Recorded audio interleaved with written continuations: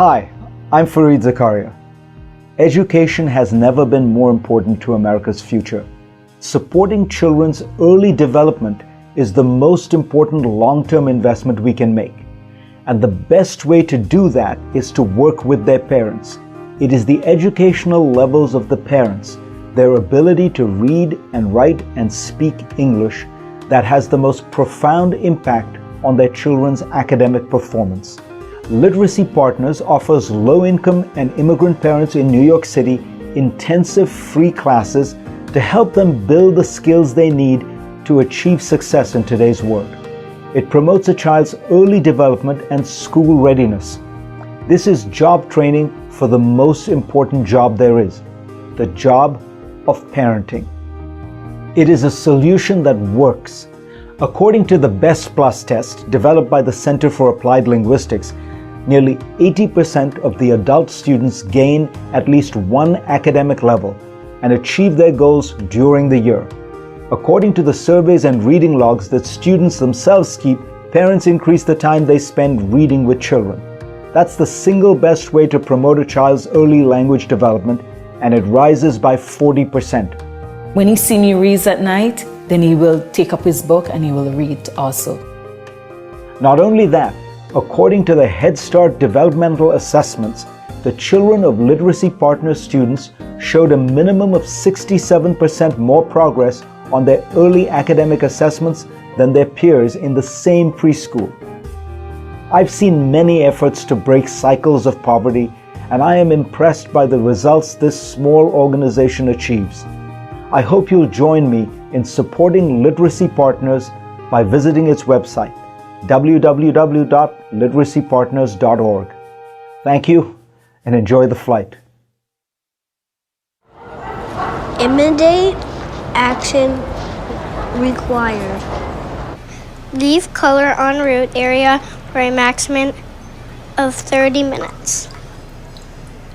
Dining room, kitchen, microwave room.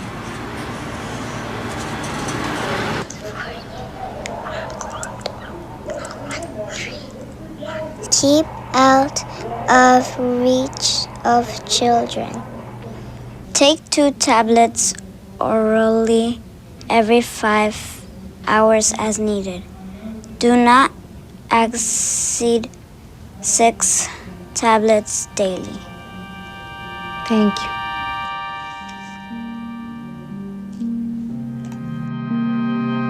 When parents can't read, children can't just be children. Literacy Partners is taking action, teaching parents to read. Parents like me.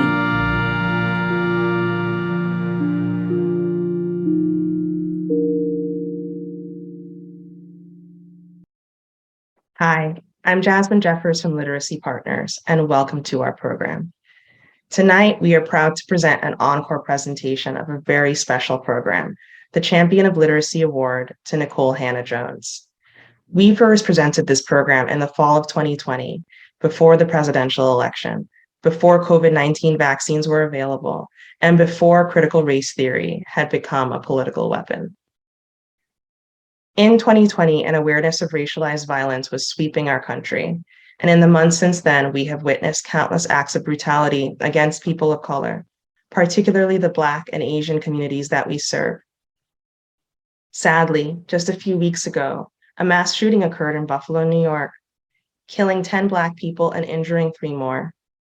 We stand with the victims of this senseless act of cruelty, and we remain committed to centering the voices of women of color and the stories of all those whose lives have been tinged by the ugly legacy of racism. Even though this conversation with Nicole, Kimberlé Crenshaw, and Darren Walker was filmed many months ago, I think you will find it a vital dialogue for today.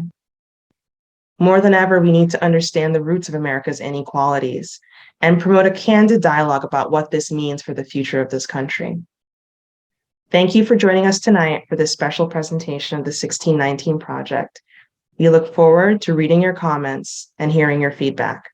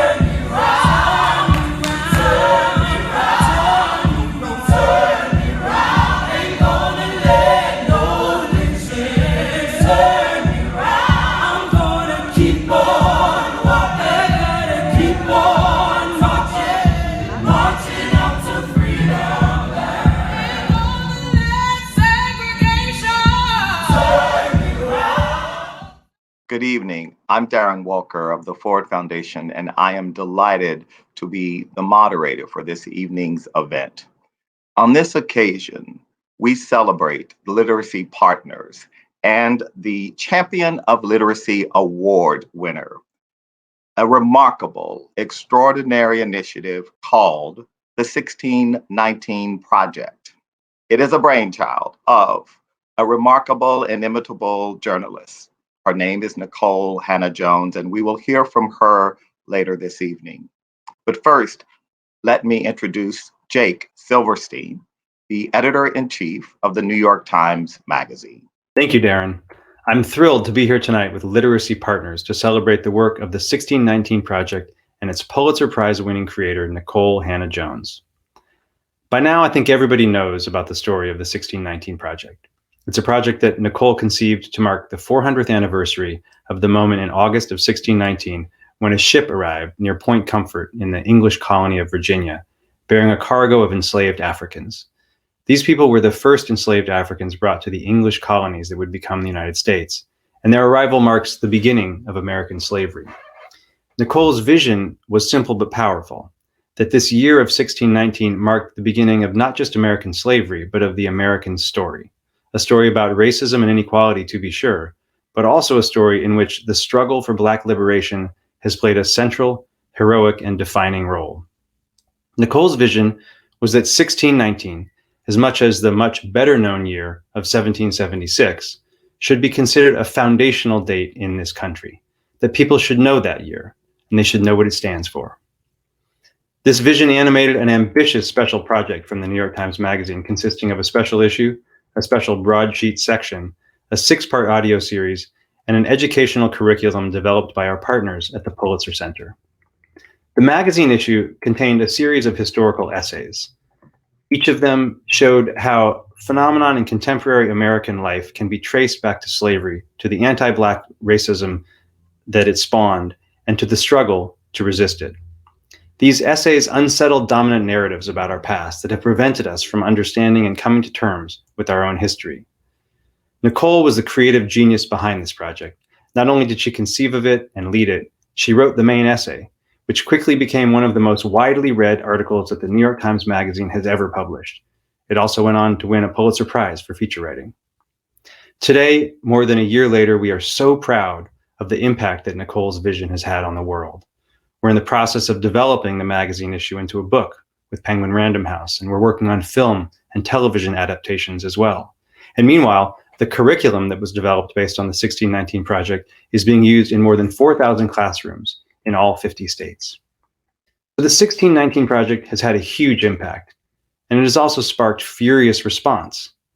This was, of course, entirely predictable. We always knew that an effort like this one, intended to upend and correct established narratives, would meet with resistance.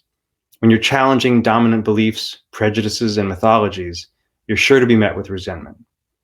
But even though it was predictable, it's not always so easy to withstand. So I want to take a moment to salute Nicole for her courage under fire. It's absolutely grueling to be under the kind of continuous barrage of attacks that Nicole has been subjected to over the past year. She's had to fight day after day to clear space for these truths to be heard. She's had to endure unimaginable threats, racism, lies, and distortions. That she has survived all of this to bring a great truth into the world, to make this year of 1619 ring out as it should, makes her truly a champion. Now, great journalism like this, it doesn't just happen. It takes great leaders, leaders who invest time and money in projects that matter, leaders who cultivate, support, and defend great journalists. Without those leaders, those of us down in the trenches doing the work don't have a North Star to orient us. We don't have the confidence to know that our work will be defended when we piss people off, especially powerful people. So it is no surprise that the 1619 Project was created at the New York Times under the leadership of Arthur Sulzberger Jr., truly one of the great journalism leaders of our time. It's been one of the honors of my life to work at the Times during Arthur's tenure. He's inspired me, he's protected me and my journalists, and he's made so much work like the 1619 Project possible. So I'm pleased to introduce the chairman of the New York Times, who will present the Champion of Literacy Award to my colleague, Nikole Hannah-Jones. Thank you for that warm introduction, Jake. And more importantly, thank you for your tremendous stewardship of the New York Times Magazine. The fact that we are here tonight is in part a testament to your bold leadership and your incredible eye for talent. I'm speaking, of course, about Nikole Hannah-Jones, the intellectual and creative force, MacArthur would say genius, behind the 1619 Project, a remarkable, groundbreaking piece of journalism crafted and conceived by an equally remarkable and groundbreaking journalist.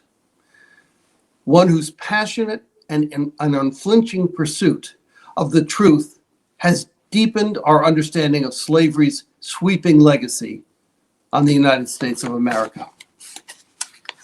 The 1619 Project is something that everyone should read, but for far too many of our fellow New Yorkers, the written word stands as a barrier to their education and to their participation in our democracy. This affects us all.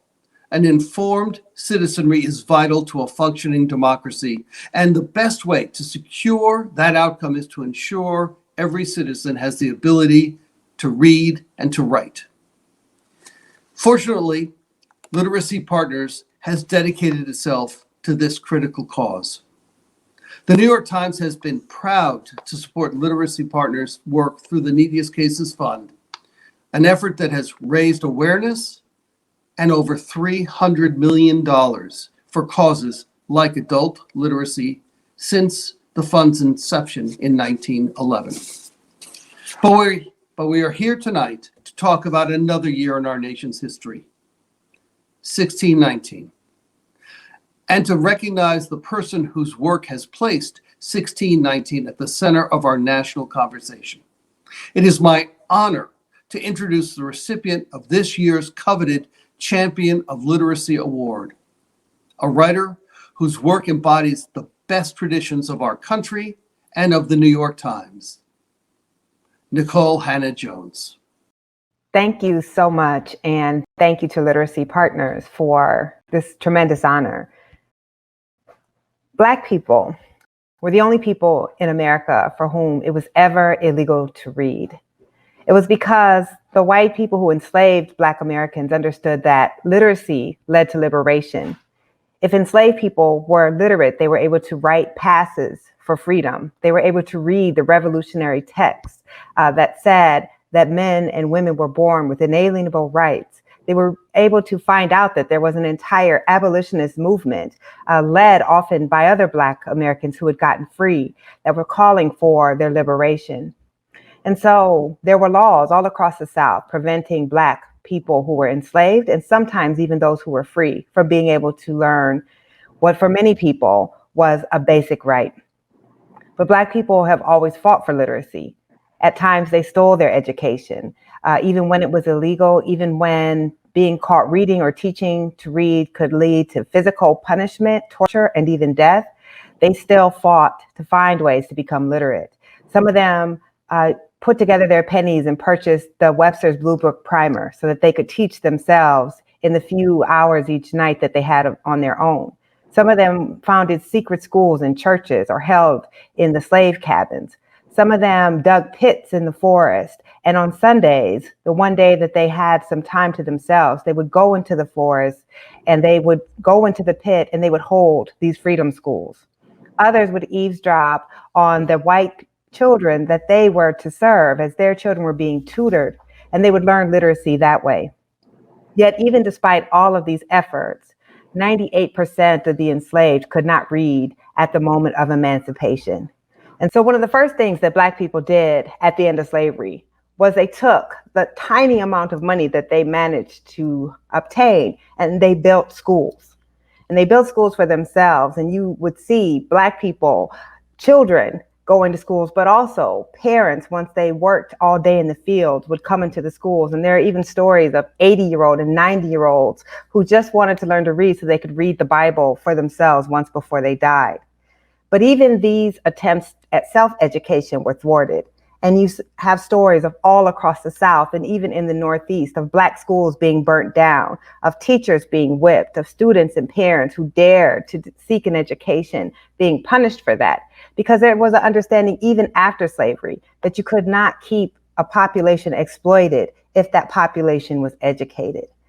And then Black people, when they were finally allowed to obtain an education, were shoveled into segregated schools.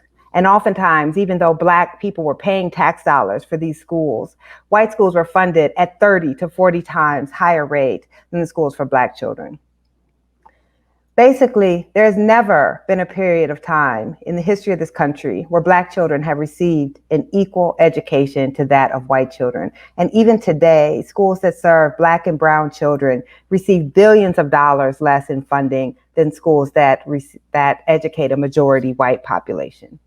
So the struggle for literacy, for Black Americans in particular, has been a generational struggle. And it is the work of literacy partners is really trying to address that legacy of slavery. We don't often talk about the struggle for literacy and the gaping opportunity gap as being a legacy of slavery, but it is. And that's really what, at its heart, the 1619 Project tried to accomplish. It tried to show that we have not dealt with this past, and that so much about modern American life can still be connected back to the legacy of slavery. That's why I'm so honored to receive this award on behalf of the 1619 Project.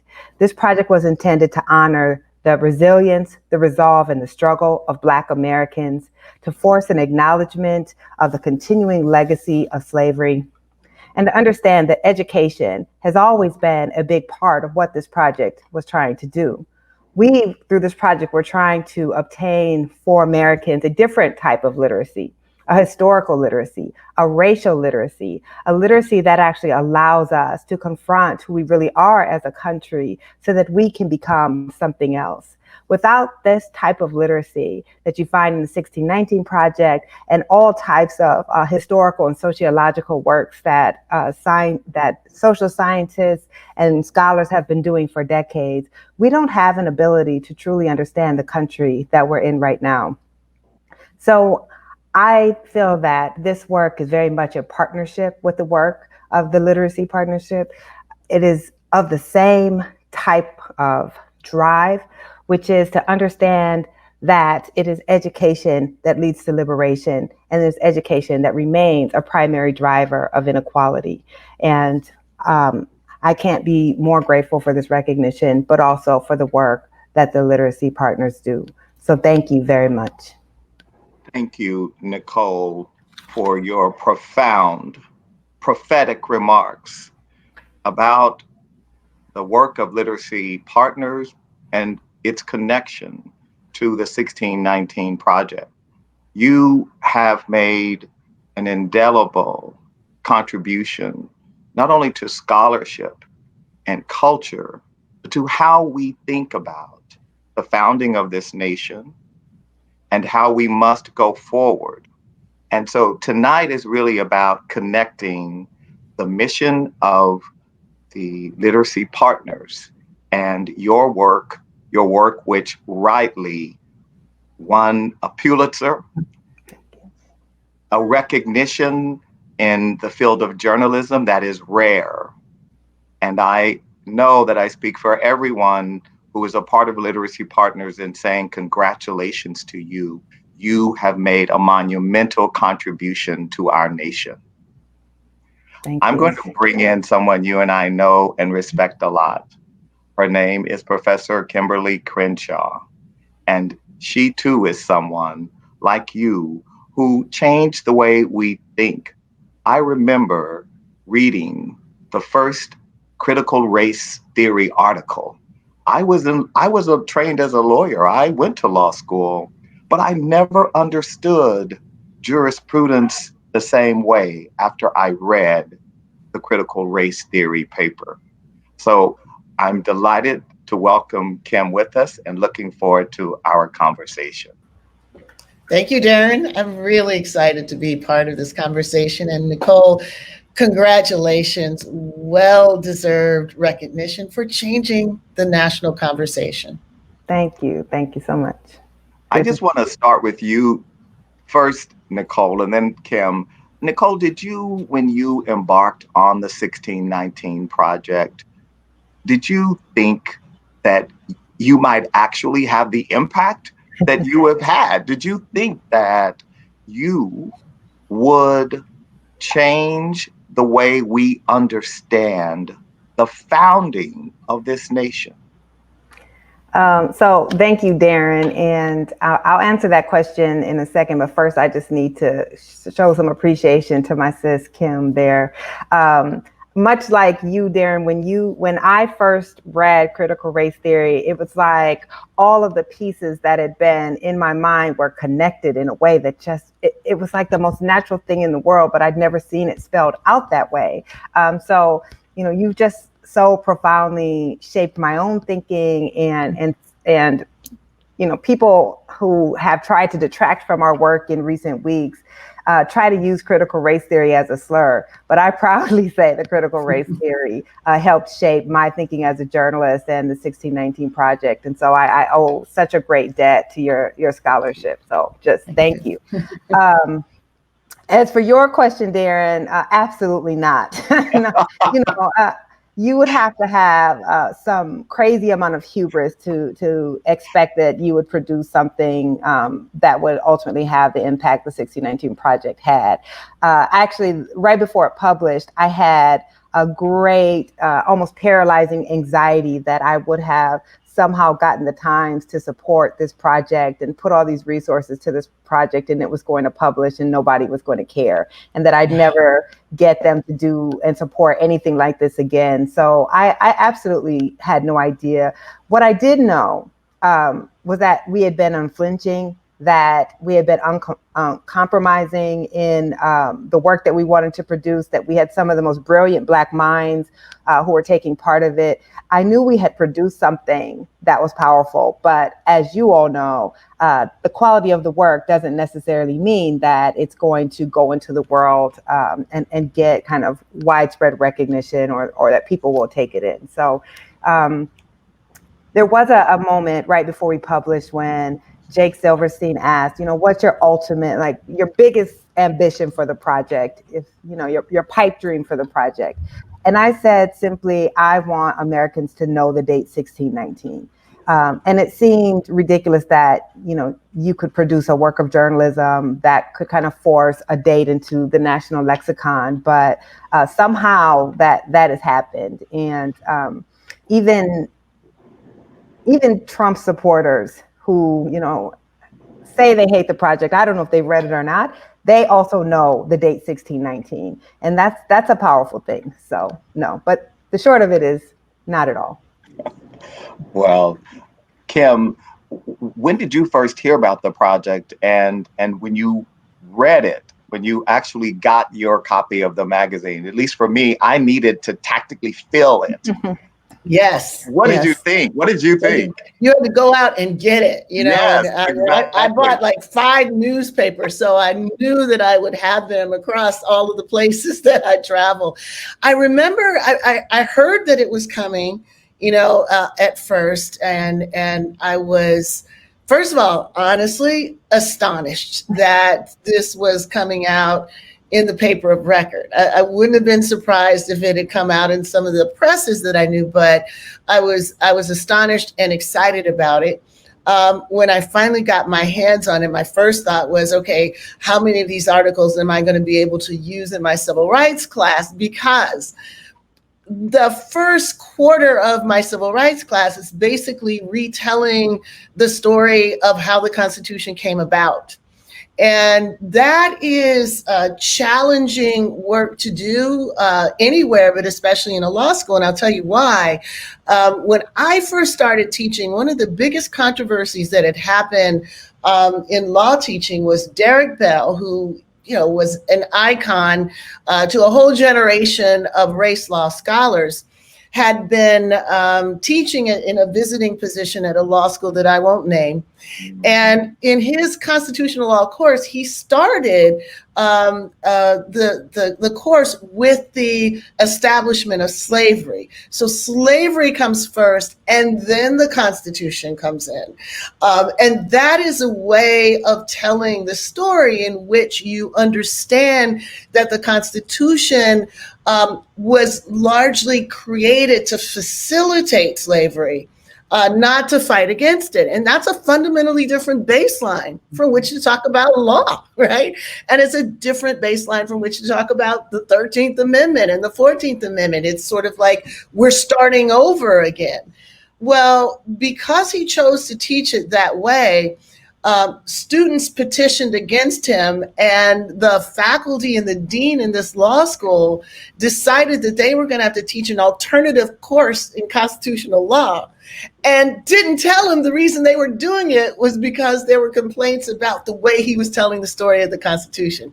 Now, that was in 1986, 1987, but things really hadn't changed that much until now.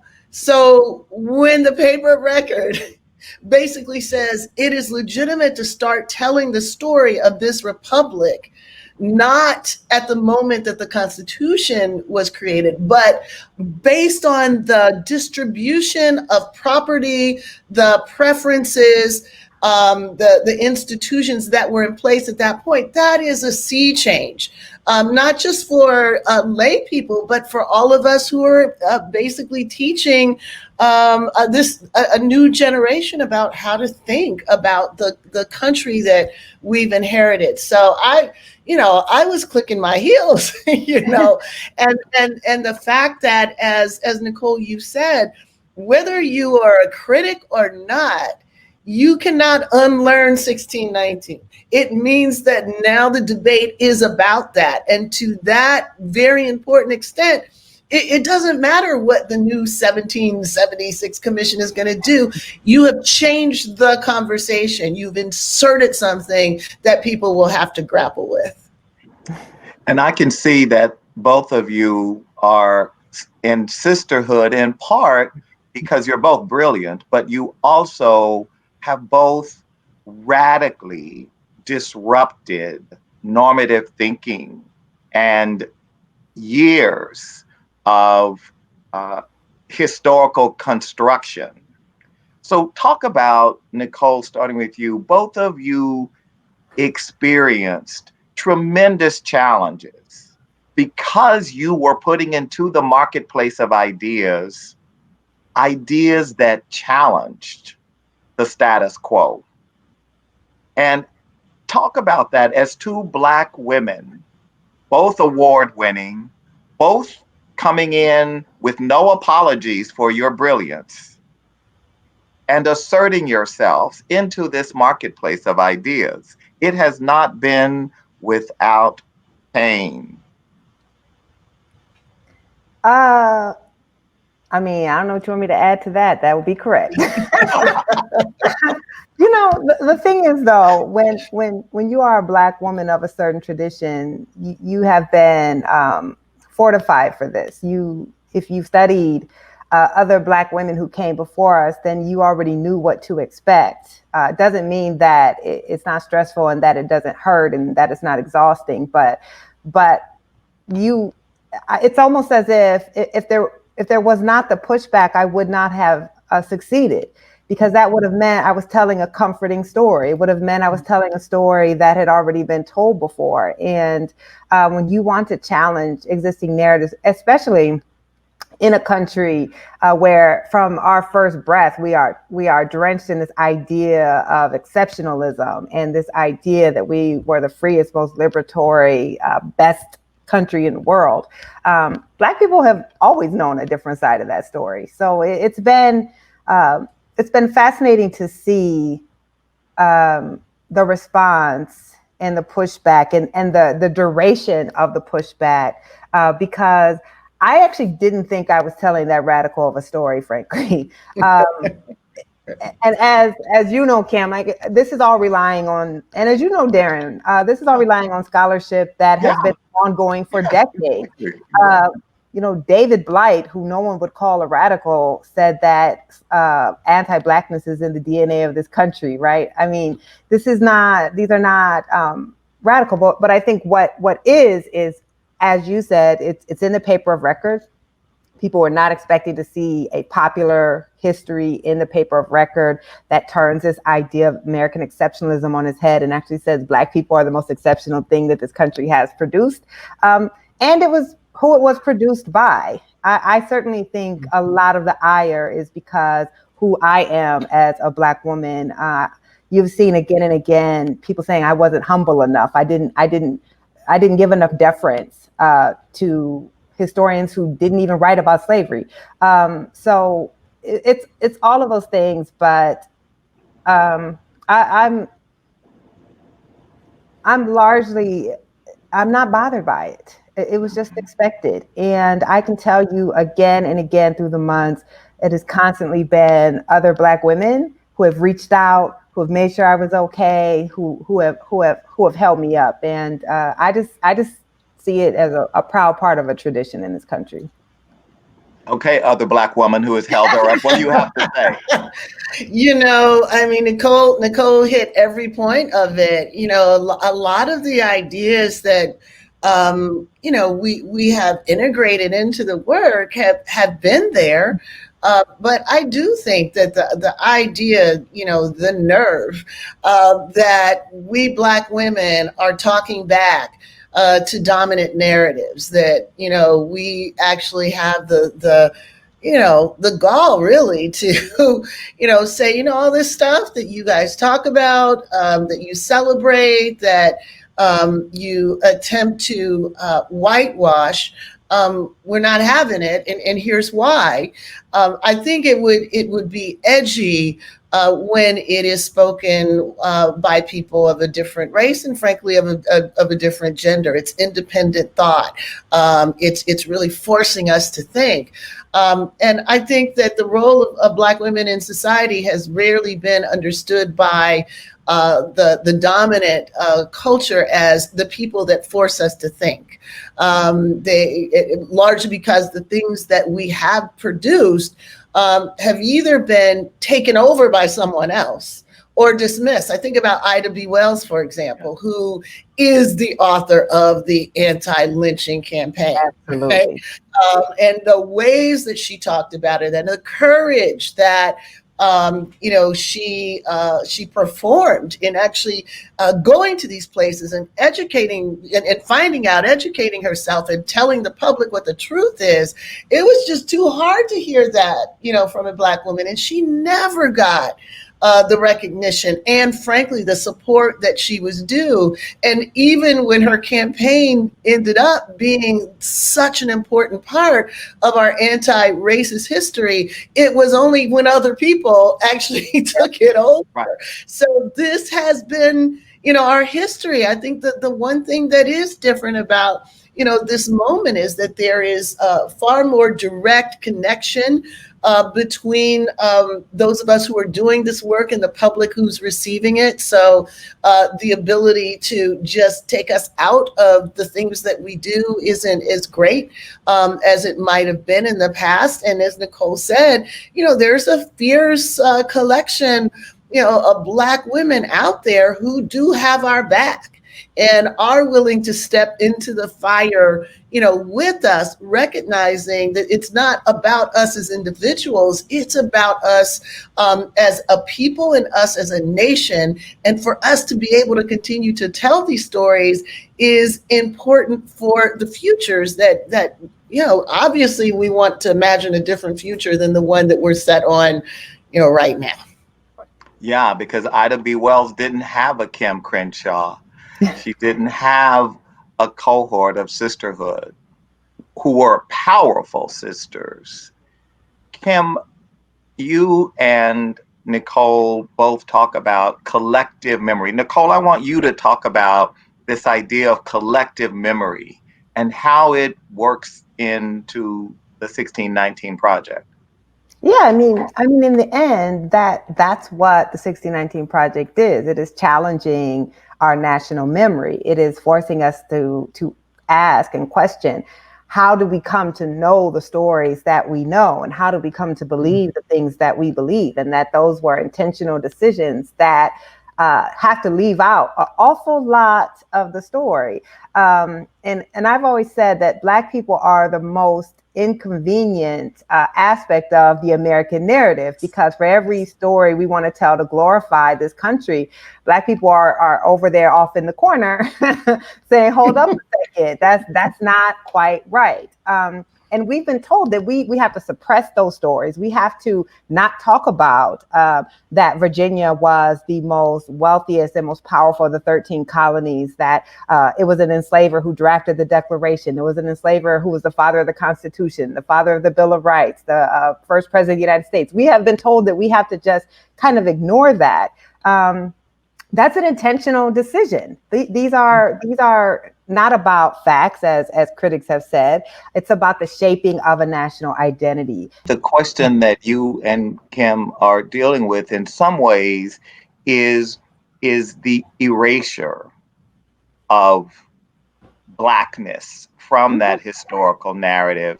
I'm reminded of the first time I visited Monticello, and they explained that at some point, the Monticello Society, as they were preparing to make it a public monument, raised the entire area where the slave quarters were. The little Mulberry Row, they called it, was raised. And it, to me, represented a form of erasure. They wanted people to come to Monticello, but it was as if they wanted to erase Black people, the people who made Monticello possible. Yes. Mm-hmm. That they literally raised us. But you have to do that, right? It's the only way that the national narrative makes sense, is you have to erase that.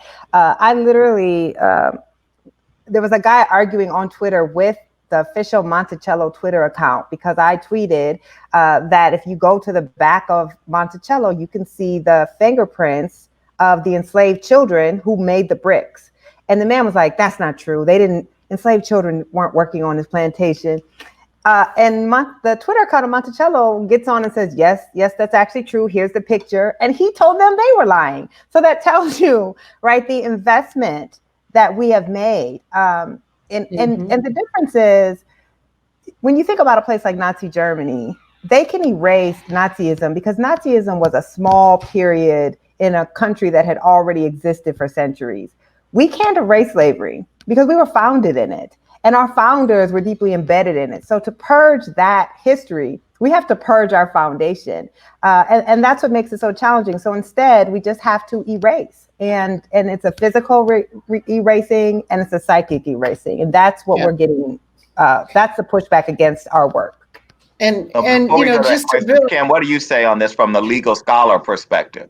Yeah, so I mean, so much erasure in the basic analysis of how deeply slavery was infused in our legal order. You know, I tell my students a lot of times, let's think about what it means to say that slavery was the baseline for the legal order. What that means is something like this. If a slave ran away and was recaptured, the thing that the slave is guilty of is theft. Yes. Stealing herself away, right? Yes. That I mean, that's why that whole spiritual was Steal Away to Jesus when the Underground Railroad captain was coming to take people away. But what that tells us is that when the law and slavery are effectively integrated into the foundation, the effort to remove it can't simply be a superficial one. You've got to go down to the actual foundation, the structure, the way that, for example, let's say that slave was able to get away and find their way into the North. The Constitution gave the slaveholder the right to actually demand the return of that slave and potentially anybody else who might look like that slave, who might have been thought to be mistaken for the slave. And states' rights, that is much ballyhooed, didn't really help the northern states protect the African people, African descendant people who were claimed to be, slaves from the South. So the entire structure was built on this idea. So fixing it isn't just about, okay, we're going to, add a little, shush to it. You got to really take it apart and build it up from ground up. So some part of the erasure that you're talking about, Darren, is what allows that demand not to be expressed. It's what allows this whole thing to be whitewashed and for people to feel good about it. And I'll tell you the most important thing that came to my mind when you all were talking about Monticello. Listen, it's not Black people itself that's erased, but how those Black people came to be. Because the real thing that's erased here is Sally Hemings. The real thing that's erased here is, 1790, there were like 700,000 slaves. By the Civil War, there were 4 million plus.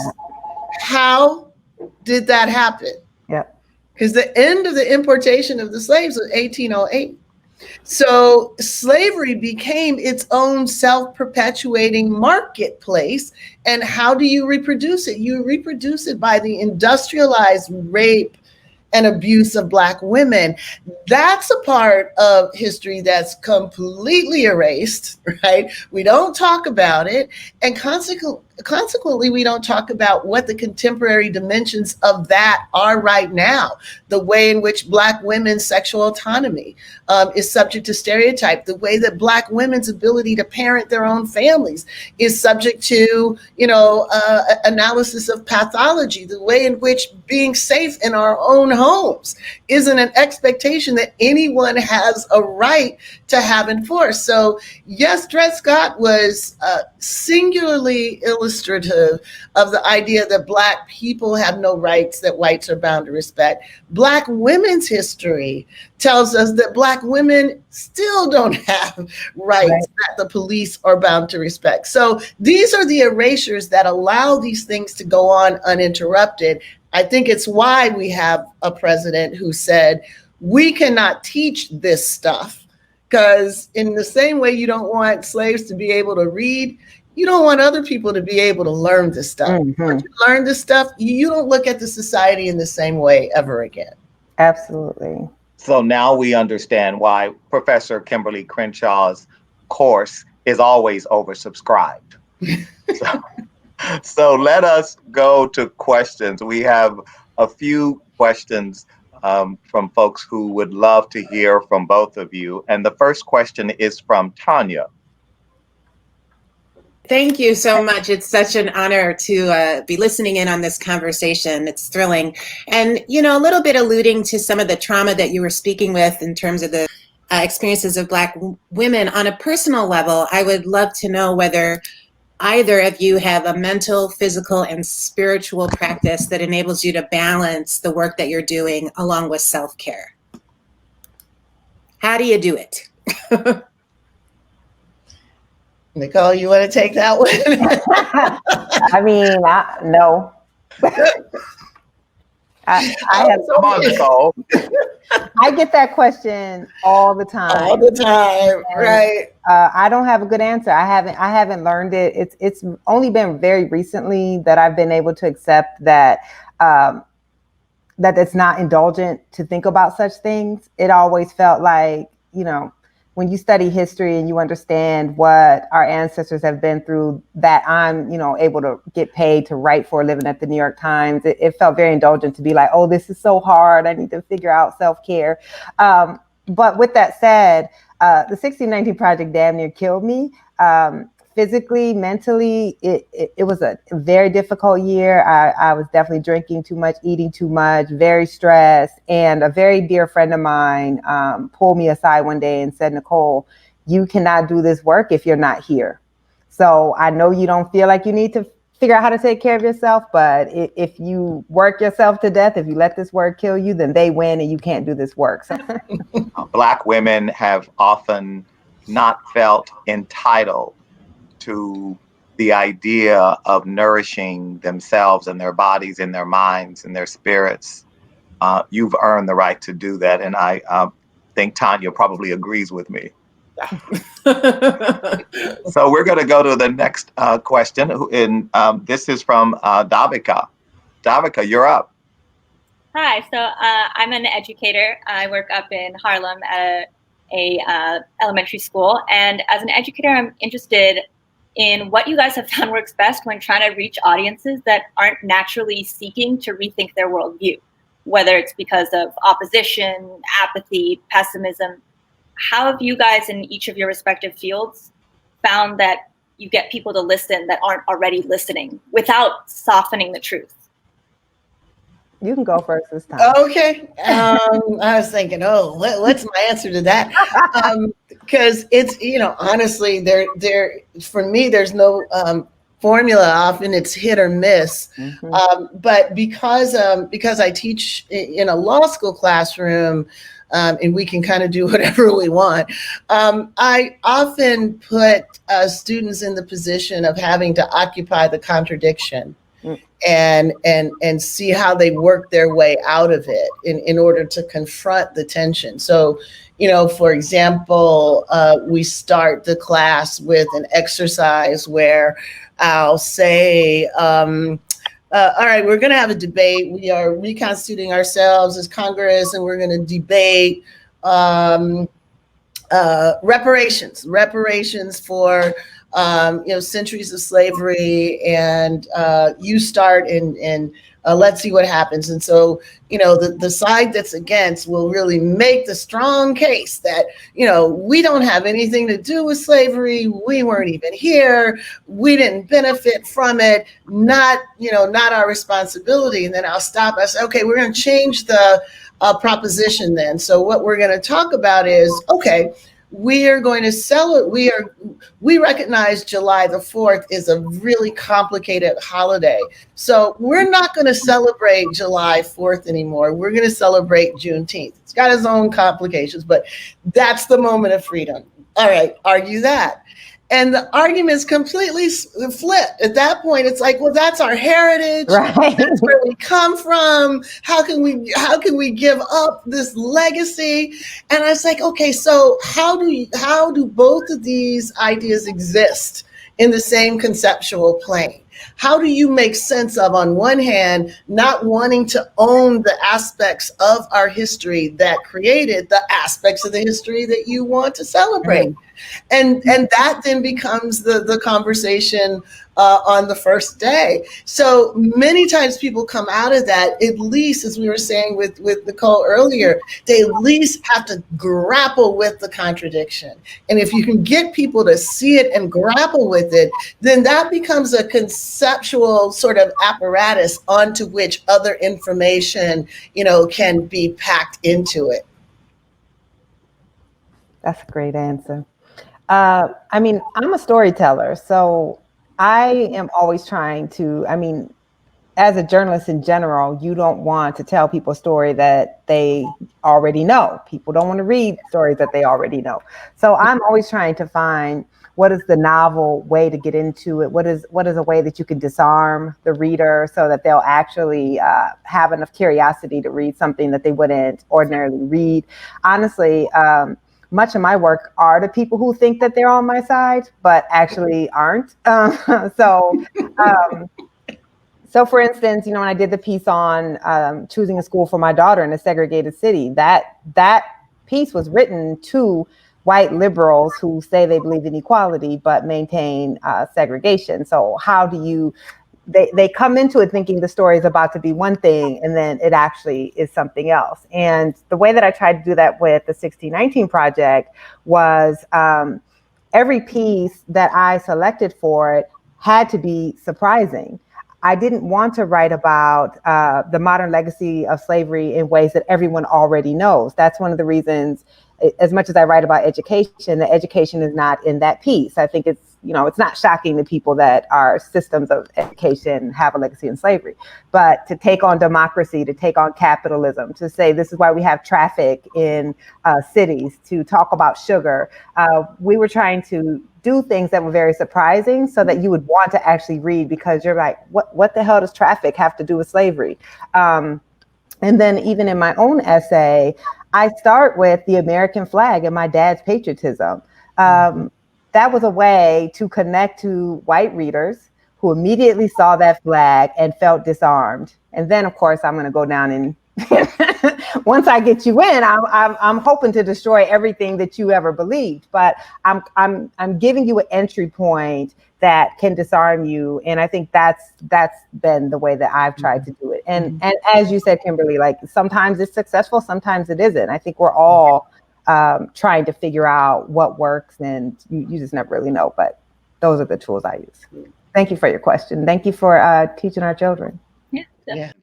So we've got about 5 minutes, and we've got 2 questioners. Okay. First is Adriana. Thank you for this opportunity. I wanted to ask about the 1619 project curriculum, and you both mentioned threats to teaching the curriculum in schools, and I wonder what you envision is the way forward, how to enact widespread adoption of the 1619 curriculum. Yeah, I can just say briefly, educators don't like being told what to do by the federal government and how they're going to teach in their classrooms. So the more Trump has tried to talk about punishing school districts, I found that educators have become more resolved to teach it. So there's actually a law that prevents the federal government from dictating local curricula. As many things, he can't actually enforce it. But I haven't found any educators, any school systems that have been afraid to teach the project because of what is happening at the federal level. In fact, they've become more resolved. And actually, there are lots of groups now who want to try to assist us in helping the curriculum get an even wider reach. I'm not worried about that. All right. And I'll just add this little bit. I think that this threat, which I consider a gag order, partly because this work is so profoundly transformative that it is shaping a whole new generation. I was not surprised at all that the gag order happened and that it was targeting education, because the one group that particularly of white Americans that aren't as susceptible to the scapegoating are those who have been college educated, in part because some of this information is there.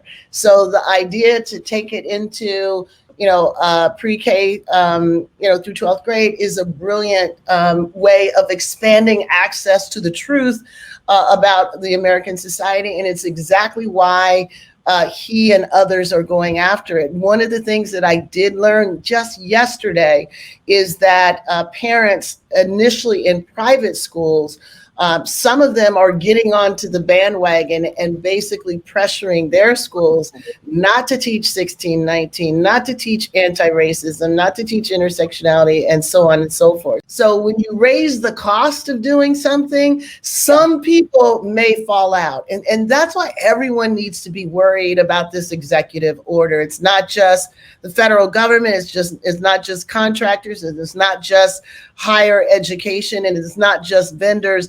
They're trying to reach everybody to do precisely what was done in slavery, to shut down literacy, the capacity to know about what this country is all about. And we've got to fight it with everything we've got.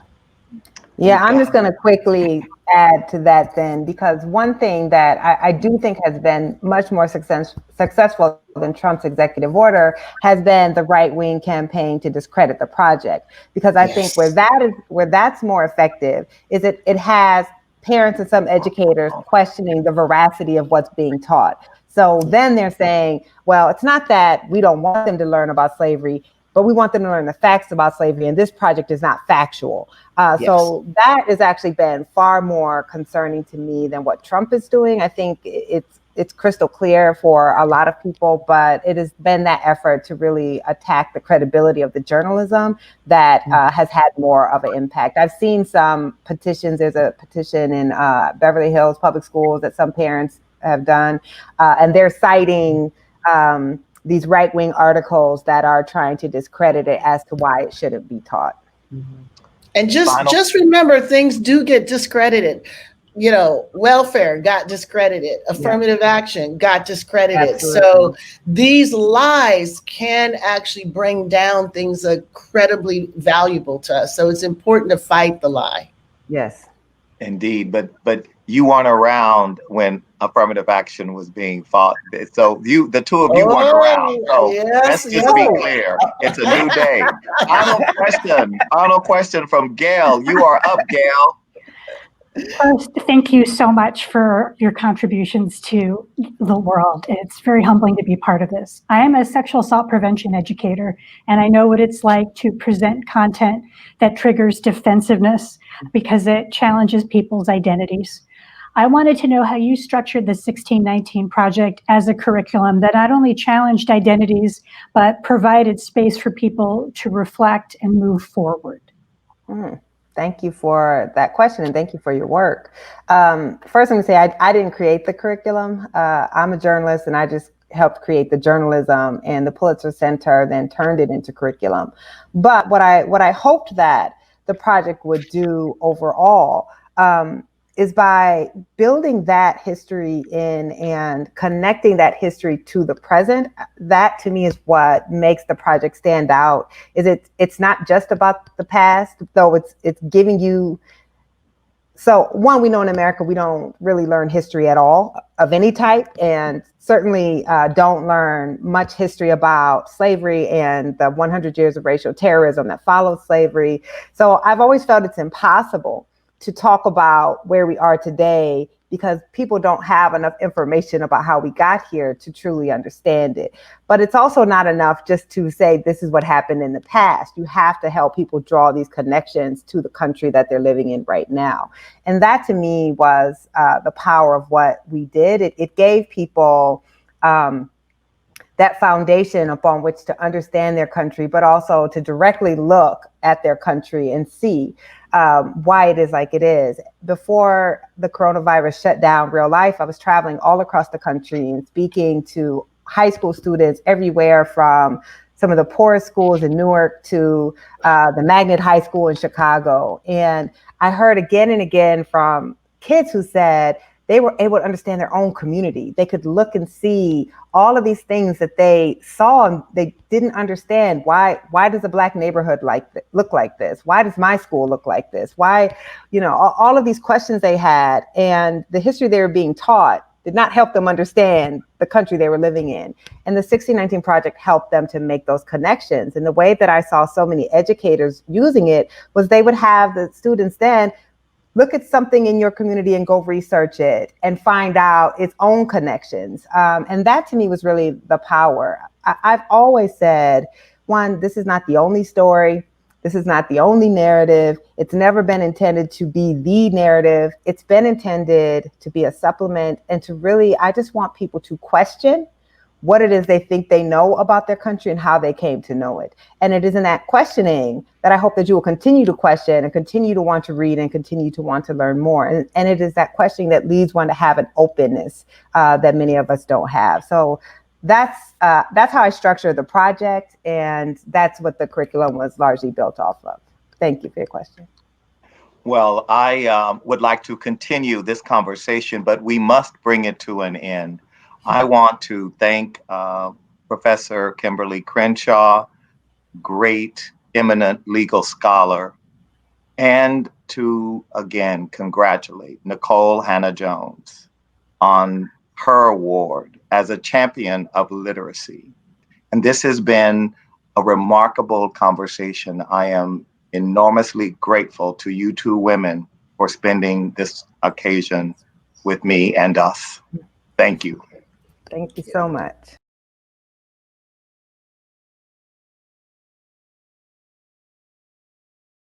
It really meant so much to hear that, that very real question of how to sort of continue with the self-care while doing this work is on everybody's mind, and that nobody has a perfect answer, which again causes me to just strive to seek that answer for myself. Yeah, similarly, I think something that really struck me in their comments and answers was when she mentioned that other students that she'd spoken to have taken it upon themselves in the classes to do their own research. And this is like a point of inspiration, a jump off point, a place we can all start, not end. And I thought that was a really great way to then take all the advice they gave about how to approach every conversation, where they've learned what they've learned and what they've seen as difficult or easy or collaborative, and then use that for the next generation too. I would add that it was powerful and moving, and just so inspirational to hear them talk about the changes that need to happen and the shifting of the narrative. Nicole opened with, it is education that leads to liberation, and that stuck with me, that so much power resides in what is taught and what students learn at a very young age. And so the way that they're able to arm themselves with facts, I just thought it was so amazing, in reference to how do you deal with whatever the haters or people pushing back, and the confidence that she had because she's armed with facts and truth. I just thought all of that was so powerful and inspiring in terms of the role we can play as activists and educators to continue to present the facts and arm ourselves with facts. And to think about the role that literacy plays in arming yourself with facts, or being able to enter into any conversation and feel like you belong or you have what you need to participate and speak your truth. I think that speaks to the importance of the Literacy Project and arming not only the kids, but the adults in all of our communities with the tools to feel like they are a part of this civic project.